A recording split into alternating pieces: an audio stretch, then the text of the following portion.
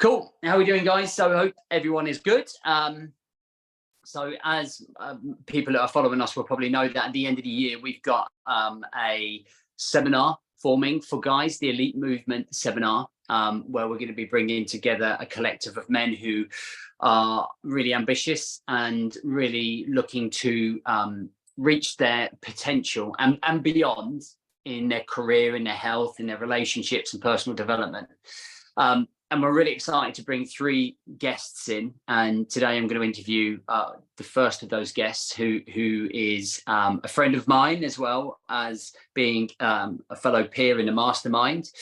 And we got to know each other over the year, must be what, a year and a half, probably a year and a half. We're going to look forward to doing some business together in the future. And I thought that with what we're doing right now, I wanted to introduce Haydn as somebody who's got so much to offer for those people that are looking to upscale their skill set, like professionally and personally. I think there's a lot of value there to be had. So first of all, welcome, Haydn. Thanks, James. Really good to be with you. Welcome, everyone. Great to be on your show. Thanks for inviting me. Anytime. It's really good. So, you know, like we've spoken a lot anyway over the years about showing up and performance and mixing work-life balance and getting the most out of ourselves, right? Yeah. So I think before we start sort of diving into that, and we obviously don't want to give too, we obviously want to skim the surface, and so you can give people a flavour of what you're going to talk about. Yeah. Can you give people a bit of a background about who you are, what you do? Yeah, totally. So, Haydn Bratt, I am the leader has helped people to build their business. So we got a real strong belief that people build businesses. And my background is I have worked in the learning space in large corporates for around about 22 years of my life. And what I mean by learning space, I used to be the head of learning for various big organizations, so responsible for training and skills development. And then 8 years ago, I left the corporate world and set up my consultancy, Mindset Leadership. And I say we help leaders to develop their ability to perform at their absolute best. And as you say, it is that thing around personal performance, and also their teams. Everything we do is based around kind of habits, and that's kind of what I'm going to talk about when I come to your event. But yeah, for me, I've just had a real desire to want to understand how do humans perform at their best, and it's been a kind of my cause in life is to find out how can we unlock the very best in how people perform at an individual level. And that's the thing that I kind of really geek out on, and all the reading I do and the research I do is all about how do we get people to be their best as human beings. So that's why we connected so strongly, given see all the work that you do helping men do that. So yeah, that's definitely. It's fascinating. I find it quite fascinating. We talk about this on the mastermind we go on. I think about human behavior and what drives us to be more than just, I guess, average, right? Just like, you know, your everyday kind of, let me just get through it. Let me just scrape through it. Let me just firefight. Let me just see how it goes, versus that guy or woman that is like, I'm hungry for more. What can I do? How much can I reach? Where can I get my career? How can I get my health goals? How can I get my family goals, right? In your experience, obviously, I don't want to go too much and ruin your presentation that you're going to do. What do you kind of think is that standout quality for somebody who is looking to go above and beyond in that level? Yeah, it was so. The reason why I call my business Mindset right from the outset was because it is the quality of our thinking. If you look at high performance, it's not about the amount of effort people put in. And yes, you have to work hard, but working hard is a given. When you get to high performance disciplines, working hard is a given. Yeah. What the difference is the quality of people's thinking. And so the mental frameworks and the work that we do on our approaches to how we engage mentally with the life around us. And when I'm talking mentally, I mean our emotional connection, of our rational thinking, but it's those inner frameworks that for me mark out the difference between somebody who is a good performer to somebody who is in that kind of elite high performance space, is they think in a different way. Do you think that is acquired naturally, or is that something that has to be continuously worked at? Are there some people that are just gifted, or is this something that takes time? In your experience, having worked with like many professionals along the line, what do you think? What would your experience tell you? It's definitely something we learn. Definitely something we have to develop in, and it is an ongoing, continuous process. It's not something that you ever get to an end point and say I'm done. I think you're always working on it, right? And this is, I think, one of the standouts is, are you somebody who is continuously looking to learn and grow? Are you somebody who is always reflecting on how you're approaching situations? Be able to then think about, how could I improve? What could I do differently? I know you talk a lot about the 1%. What are the 1% in the way that I can operate that will give me that edge that's going to enable me to just be better? So I think it's an ongoing process. I think, yes, some people have some natural aptitudes, but everybody, and I've seen people who have come with mindsets that you would argue were not conducive to high performance, who've been able to grow and develop those mindsets. And again, I can just talk about myself. I was, been through life when I was suffering from anxiety and panic disorder, and was quite debilitating. And it was only through working on my own mindset that I came through that, and now can help other people to thrive in consequential environments. So it's definitely something you can develop no matter where you are right now. So we talk about it, that the hardest thing is being consistent in self-development, in self-learning. In your opinion, what do you think stops that consistency for professionals who are trying to improve the way that they show up, not just in the workplace, but outside of that workplace? Yeah, I think the biggest one, and everybody will say it, is time, but I think it's the busyness of life. It's the busyness and the distractions, and one of my candid phrases is busyness is not good for business, right? So it's this: if I've got a busy mind, if I'm filling my day with stuff, if I'm distracted, if I don't have focus, then I can't possibly take the space to create the quality thinking and the consistency of then showing up. And I think that is the number one barrier that people have, which is, how are they organizing their life to enable them to have the space and time to do quality thinking? So it's it's almost creating pockets of like an environment pocket, isn't it, where you kind of go like, right, I'm just going to take 15 minutes out here just to take a knee, just kind of write down some of the things that are overwhelming me at the minute. Why am I getting pulled to go and do this job when I said I was going to do this job? And I think that's something that I am working on myself personally. Is kind of like, you can be working on a job, and then suddenly in your brain something I've got to do that, and then your brain automatically wants to go and do that right away, doesn't it? It's like, and then suddenly you're being pulled away from what you said you were going to do, and then suddenly you've gone from having one clear job to maybe three, and then at the end of the day never really ever achieving anything, and have these 3 half cups, right? These 3 cups half full, and not actually really having achieved it. I've part of my review at the end of each day is quite simple, and it's like, have you achieved anything today? Like, have you moved forwards today? And it can be as simple as that, can't it? And then why haven't I? Oh, well, I've been firefighting. I was talking to another business owner, and we were talking about making or creating £1 million business. And we were talking about, I think it was to my Elite Man mastermind. So like our business owners and leaders mastermind. And we were talking about, like, to make that £1 million business, one of the main things that you have to do is being in an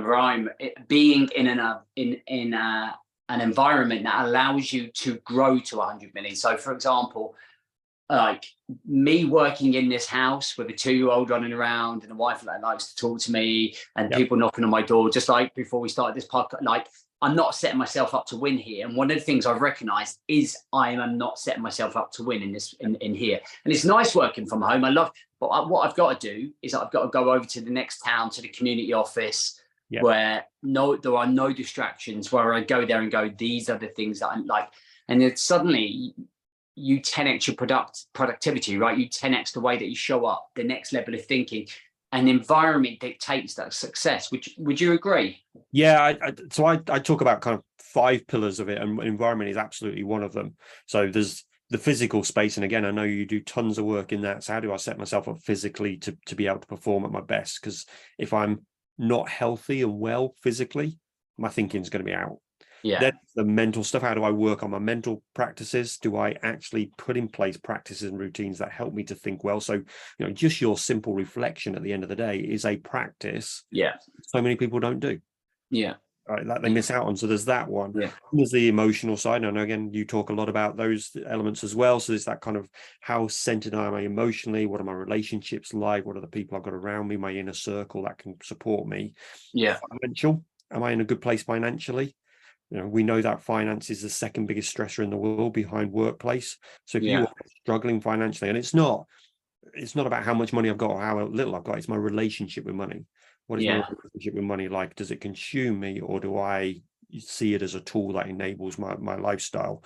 That's right. And then the final one is the environment. What is the space I'm setting myself up for? So to be a high performer, you've got to get those 5 pillars right.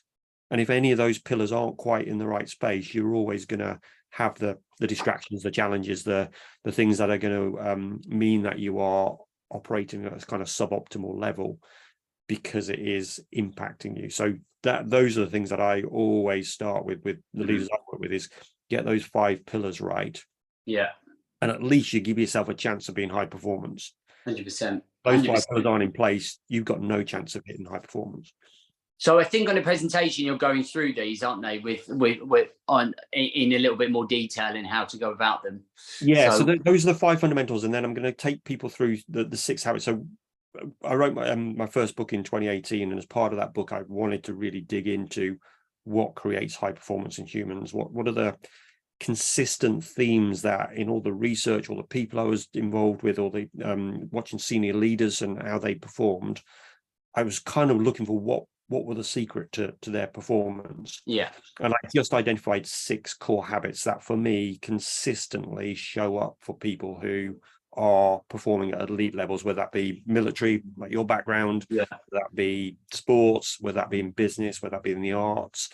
And so that's what I'm going to take people through. What are those 6 habits that we've identified, and how can we then start to practice them? So we're going to talk about the book, like when we do the lead up to it. So I'll give people the link to the book. So what is the name of the book, and what was the passion behind the book? Like, what made you want to get that book out there? Because I think about, like, when I did my book, I just kind of wanted to put my message in a book to say that, this, and it has evolved since 2017. Like, God, I can't even believe it's been 6 years since I've released that book, just thinking about it. The power of reflection. But like, I just wanted to have a generalized message for, at the very basic level, for waking guys up. I think like 6 years ago, my mission back then was like, lads, wake up. Right? It's evolved to now to be like, let's show up at a high performance, right? So let's go through that whole process, that whole circle, show up as an elite operator. For you, what was the motivator for the book?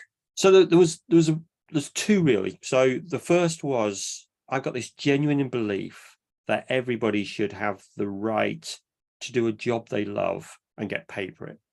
Okay. Right.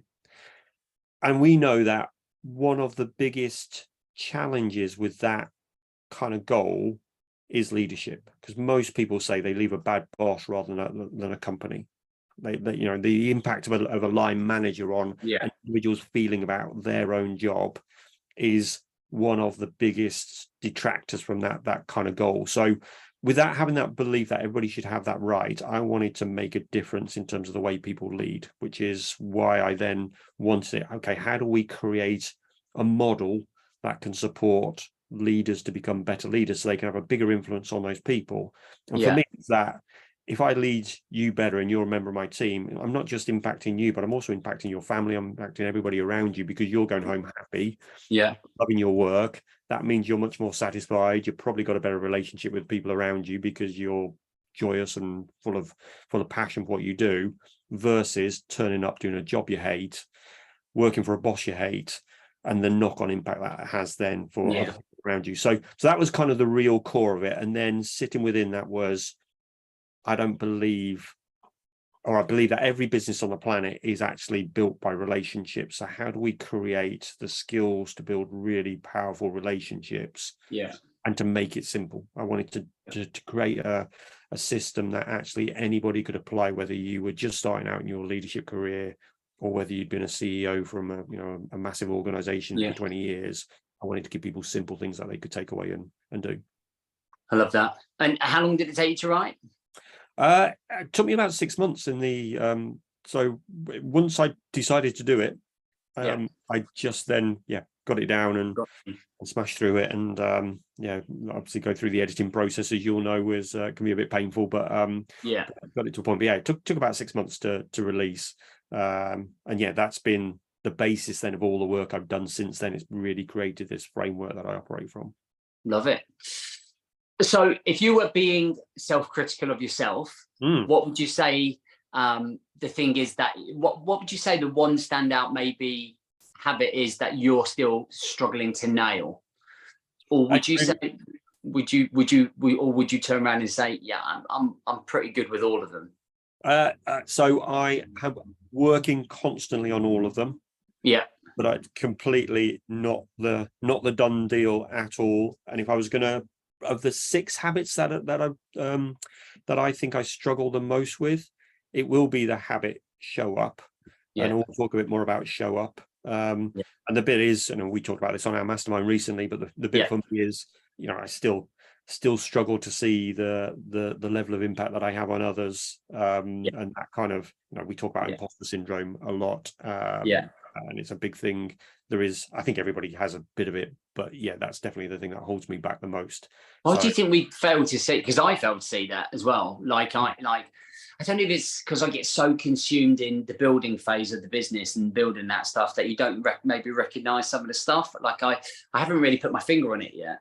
So I got this, if you do like on a running app or something, you've got this kind of shadow version of yourself, which is your personal best.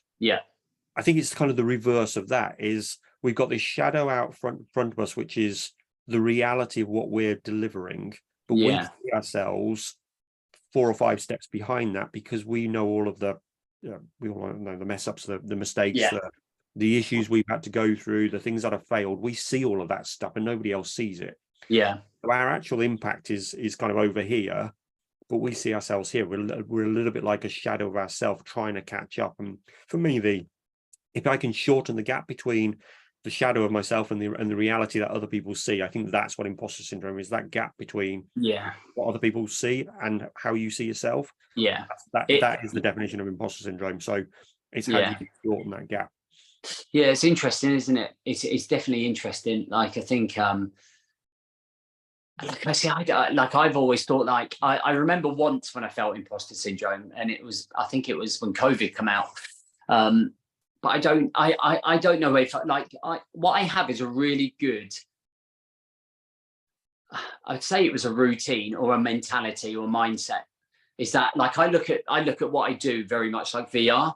And I explain what I mean is that when I put the goggles on, I'm in this universe, I guess like you and me talking here right now, trying to bring men together to network together, to get out of their comfort zone, to build relationships, to build confidence. That's the whole point of this seminar, right? So I put my VR goggles on here. I'm doing my work on our new program at the minute, maybe starting the book on the 3rd book, all of these things. And then what I'll end up doing is then taking off those VRs, and I'm very good at just going cutthroat, I'm done for the day. And then I would just go into what I would consider my real world, which is being with the girls, being with the older ones, going to jiu-jitsu, going to the gym. That's kind of like my real world. And since I've had that mentality, it's bizarre mentality to have, I haven't really felt the imposter syndrome thing. But I think because I'm so black and white and cutthroat, that's maybe why I miss maybe the impact that we do or have for the guys. That's maybe why it's quite non-emotional, if that makes sense. Yeah, I definitely think that embodying your role, when you put those, as you put it, VR glasses on, you're embodying the position that you have, the projection of who James is. When you embody that, I think that can definitely help. And I'm getting, I'm definitely getting better at it myself, but it's the one that I always need to work on. And I think the other thing is, and I do think this is a real trait of high performance as well, is you're never going to be satisfied. Never. So you're always going to be behind where you want to be. Yeah. Forever. So there is a bit of that. You know that you'll never get there. You'll never cross the finish line, because the finish line is always going to keep moving. Always. Well, I mean, we've spoken about, how many times have we spoken about that? Yeah. And I think, one of the big parts of being a high performer or excelling is accepting that and using that as your driver. Like I always used to be, I always use this analogy, like when I was sat at the table with Jem last summer, about a year ago now, must have been, and I went, God, just not happy where my business is in the last 4 years. And she was like, the James of 4 years ago would have given his right arm for where the James of today is. Yeah. And and it's not even the outcomes. It's not necessarily what people see, but it's the mistakes that you make. It's the wrong choices. It's the, I don't know, it's the wins as well. It's everything combined, right? It's vast amount of experience, and as you know, like I work at a very, very fast pace, like Monday to Friday. When I work at a rapid pace. So like I'm learning. I mean, I'm even as we discussed, and I've shown you, and we're completely changing the way that we do our programs, just to one program rather than. And then I look at it and go, oh my God, we did the Elite 28, we did the Elite Night, we did all of this, and it seems messy, customer journey, and you go, just bring it together and create one amazing experience. But again, you have to go through all of that, don't you? Yeah. And it is that bit of, you're constantly looking at where you're going. So horizon scanning, one of the things that we've talked about as well. So you're always scanning the horizon to see what's next, where those opportunities are, where I can advance, move forward. And when you're constantly looking to the horizon, you sometimes, it's a phrase that I use a lot, which is you've got to measure the gain as well as the gap. Yeah. We're constantly measuring the gap between where we are and where we want to be, but we've also got to stop and look and measure the gain as well. Yeah. And I think that's a routine that I am better at now, but I definitely encourage people to do is also, you've got to celebrate the wins. Not forever. You can't dine out on them for the rest of your life. No, that's right. But you have to have a moment where you celebrate the wins and say, that was a bloody good job. I've done something really impressive there. And reward yourself, right? Reward yourself, yeah. Because otherwise it becomes that relentless pursuit of the future goals. Yeah. Is motivating, it is driving, but it can become relentless in a negative way if you don't allow yourself to have that celebration of 100%. That was bloody good. We there. So I agree. I really agree. So looking forward to the seminar coming up to Birmingham. Yeah, absolutely. Can't wait. Obviously, I had a little taste of it last year. I came to the morning because I couldn't stay for the whole day, but I came to the morning last year and really loved meeting the guys and obviously seeing what you do. It's such a great event. So really excited to come and be part of your speaking group. So can't wait. Good man. Just to finish off, can you give people a taste about what you're going to go into? I know you've mentioned the 6 habits, but kind of like, what do you want guys to go away with when they leave the ceremony and think about your talk? Yeah, so I've got a very simple model that we've built in our business, and again, it's very aligned to what you do, which is this whole concept of 1% improvements to marginal gains. And we know that's 15 minutes of a day, and I know you've done a lot of content recently about the 15 minutes of the day, that 1%. Yeah. What I'm going to give them is 6 things that they can do within 15 minutes on a daily basis. And it's not necessarily all 6 each day, but 6 things depending on where they think they need to develop and advance in their own career to take them closer to high performance that they can do and apply. So it'll be 6 very practical, simple things that they can take away. That would be my gift to the group, is they have those, and my desire would be that each of them takes away one of those that they then start to apply into their own routines on a daily basis. That would be the goal for what I'm trying to achieve in the short talk that I'll give. Exciting, mate. It won't. Hopefully, it won't be here before you know it, because I don't want to wish time away. But it will be something to look forward to the end of the year. So thanks for taking the time to come out. I'll catch up with you once we stop recording. So guys, Haydn is obviously one of our speakers here. You've heard what he's got to say and what he's going to be delivering. And obviously, as you know, tickets are going to be on sale from the waiting list, which you can only get the early bird tickets from the waiting list, and that's for the first 7 days when we launch on August the 1st. Okay, so the waiting list will be on a link somewhere around here, whether it's on the podcast, YouTube, wherever you're watching, it will be on one of the links somewhere. You'll be able to find it. Get yourself on. Haydn's going to deliver a great show. He is the most meticulous guy that I know when it comes to high performance. So we'll look forward to seeing you, Haydn. Thanks again, and we'll see you up in Birmingham. Look forward to it.